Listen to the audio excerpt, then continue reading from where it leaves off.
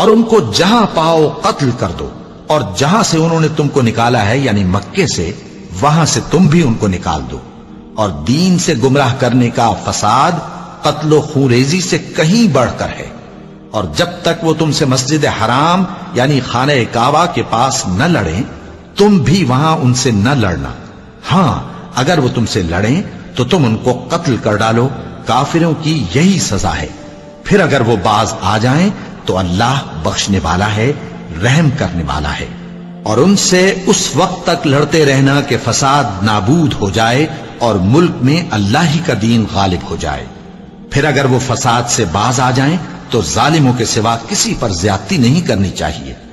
ادب کا مہینہ ادب کے مہینے کے مقابل ہے، اور ادب کی چیزیں ایک دوسرے کا بدلہ ہیں۔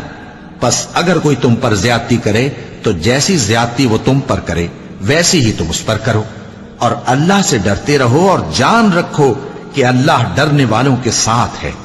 اور اللہ کی راہ میں مال خرچ کرو اور اپنے آپ کو ہلاکت میں نہ ڈالو، اور نیکی کرو، بے شک اللہ نیکی کرنے والوں کو دوست رکھتا ہے۔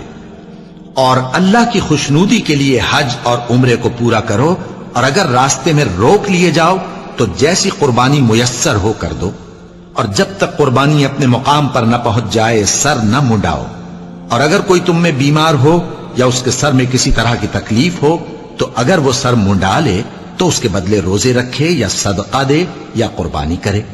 پھر جب تکلیف دور ہو کر تم مطمئن ہو جاؤ تو جو تم میں حج کے وقت تک عمرے سے فائدہ اٹھانا چاہے وہ جیسی قربانی میسر ہو کرے، اور جس کو قربانی نہ ملے وہ 3 روزے ایام حج میں رکھے اور 7 جب واپس ہو، یہ پورے 10 ہوئے۔ یہ حکم اس شخص کے لیے ہے جس کے اہل و عیال مکے میں نہ رہتے ہوں۔ اور اللہ سے ڈرتے رہو اور جان رکھو کہ اللہ سخت عذاب دینے والا ہے۔